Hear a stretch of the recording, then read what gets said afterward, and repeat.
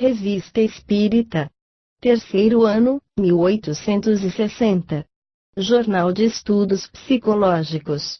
Publicada sob a direção de Allan Kardec. Março de 1860. Manifestações físicas espontâneas. O padeiro de Dieppe. Os fenômenos pelos quais os espíritos podem manifestar sua presença são de duas naturezas, que se designam pelos nomes de manifestações físicas e de manifestações inteligentes.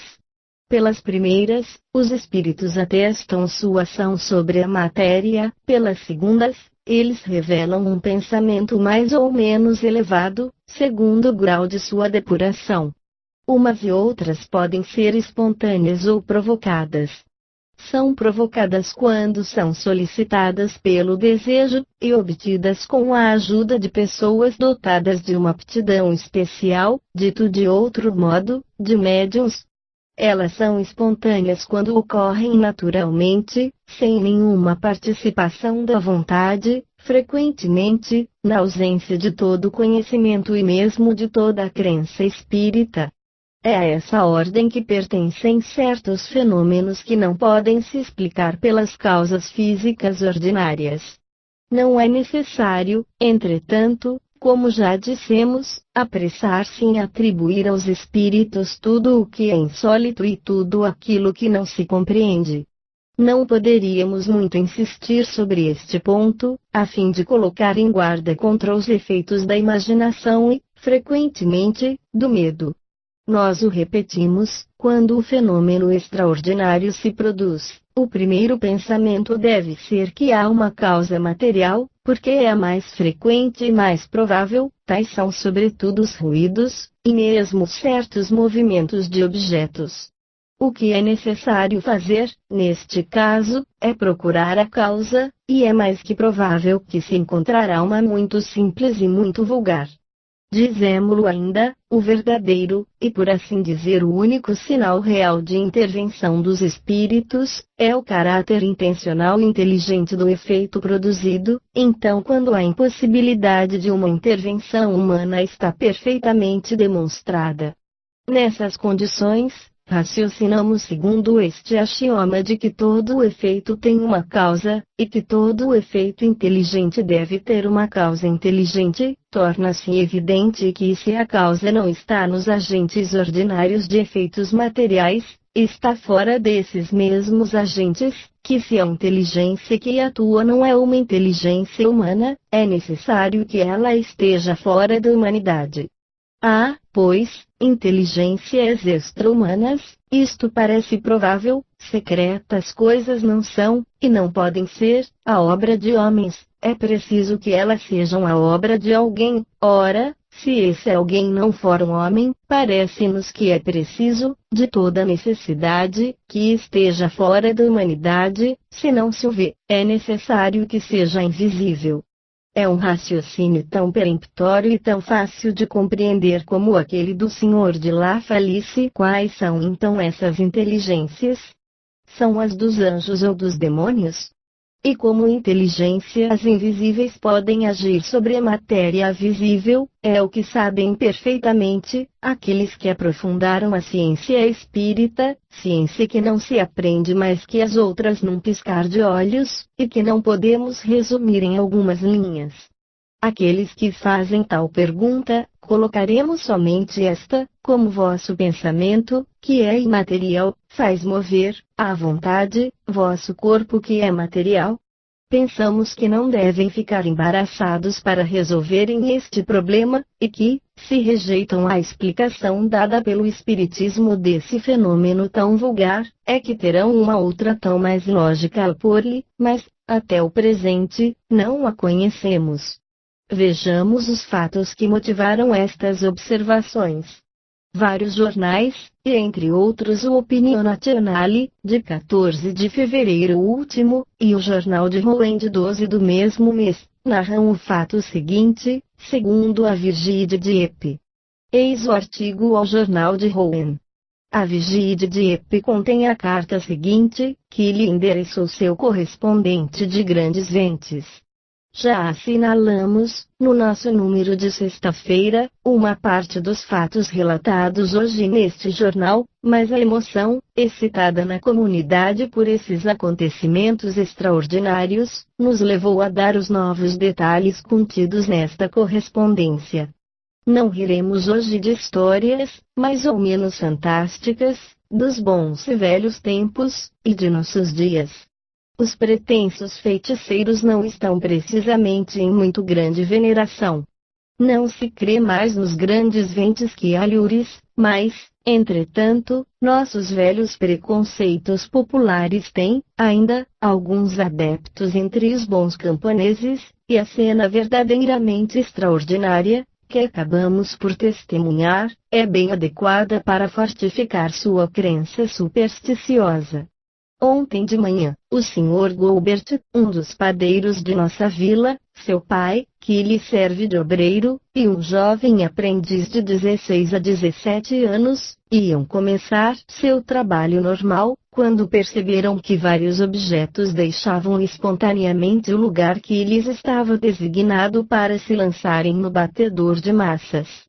Foi assim que tiveram que separar, sucessivamente, a farinha que trabalhavam de vários pedaços de carvão, de 2 pesos de diferentes volumes, de um cachimbo e de uma vela.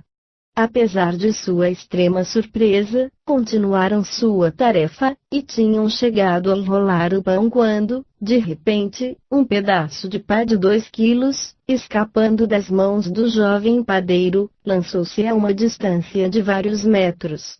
Isso foi ali o prelúdio e como sinal da mais estranha desordem. Eram, então, em torno de 9 horas e, até o meio-dia, foi positivamente impossível permanecer no forno e na adega contígua. Tudo foi transtornado, tombado e quebrado, o pão, lançado no meio da sala de trabalho, com os tabuleiros que sustentavam, entre os detritos de toda sorte, foi completamente perdido, mais de 30 garrafas cheias de vinho se quebraram sucessivamente, e, enquanto o molinete da cisterna virava sozinho com uma velocidade extrema, os braseiros, as pás, os cavaletes e os pesos saltavam no ar e executavam evoluções do mais diabólico efeito. Pelo meio-dia, o alarido cessou pouco a pouco, e algumas horas depois, quando tudo entrou em ordem e os utensílios foram recolocados, o chefe da casa pôde retomar seus trabalhos habituais. Este bizarro acontecimento causou ao Sr. Goubert uma perda de pelo menos 100 francos.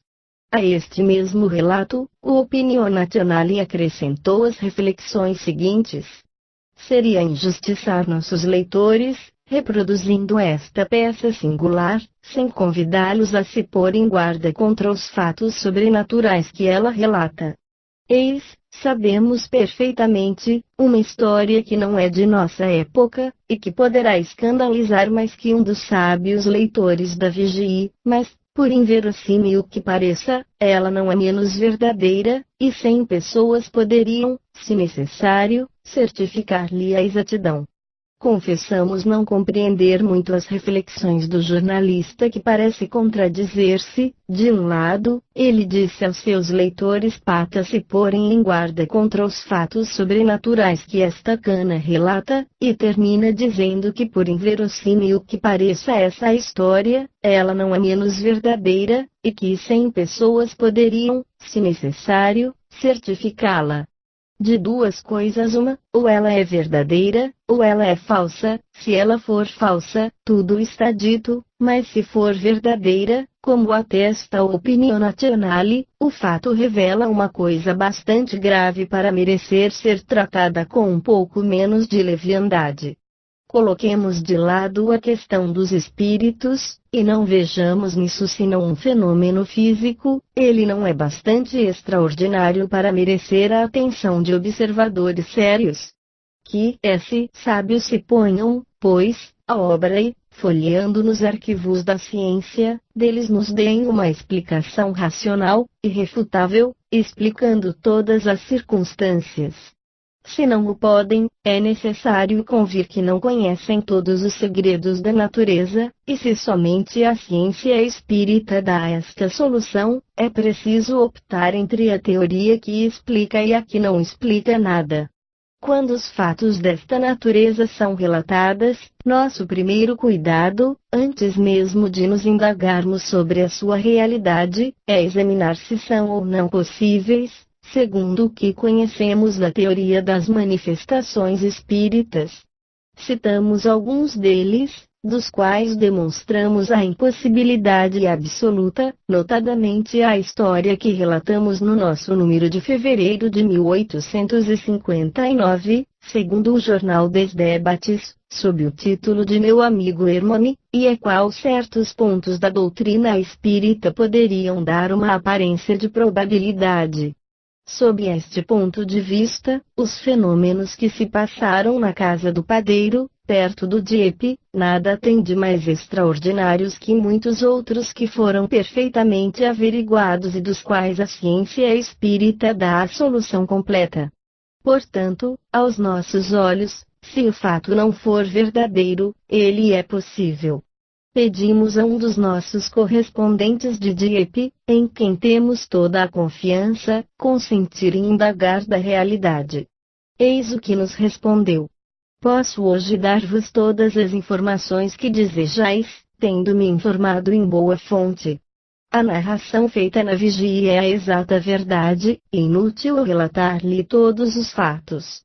Parece que vários homens de ciência vieram de muito longe para tomarem conhecimento destes fatos extraordinários, que não poderão explicar se não têm nenhuma noção da ciência espírita. Quanto às pessoas de nossos campos, estão desorientadas, uns dizem, são feiticeiros, os outros, é porque o cemitério mudou de lugar e se construiu em cima, e os mais malignos, aqueles que passam entre os seus por tudo conhecerem, sobretudo se foram militares, acabam por dizer, minha fé. Não sei como isso pode acontecer, inútil vos dizer que não falta, em tudo isso, uma larga parte ao diabo. Para fazer compreender às pessoas do povo, todos esses fenômenos, seria necessário empreender iniciá-los na ciência espírita verdadeira, seria o único meio de destruir, entre eles, a crença nos feiticeiros e todas as ideias supersticiosas que por muito tempo ainda, serão os maiores obstáculos à sua moralização. Terminaremos por uma última nota. Ouvimos pessoas dizerem que não queriam se ocupar de espiritismo com medo de atraírem os espíritos, e de provocarem manifestações do gênero daquelas que acabamos de relatar. Não conhecemos o padeiro Goubert, mas cremos poder afirmar que nem ele, nem seu filho, nem seu ajudante jamais se ocuparam com os espíritos. Há mesmo a se notar que as manifestações espontâneas se produzem, de preferência, entre as pessoas que não têm nenhuma ideia do espiritismo, prova evidente de que os espíritos vêm sem serem chamados. Dizemos mais, é que o conhecimento esclarecido desta ciência é o melhor meio de se preservar dos espíritos inoportunos, porque ela indica a única maneira racional de afastá-los. Nosso correspondente está perfeitamente na verdade, dizendo que o espiritismo é um remédio contra a superstição. Com efeito, não é uma ideia supersticiosa crer que esses fenômenos estranhos se devem à mudança do cemitério. A superstição não consiste na crença de um fato, quando o fato é confirmado, mas na causa irracional atribuída a este fato. Ela está sobretudo na crença em pretensos meios de adivinhação, em efeitos de certas práticas, na virtude dos talismãs, nos dias e horas cabalísticos, etc., todas as coisas das quais o espiritismo demonstra o absurdo e o ridículo.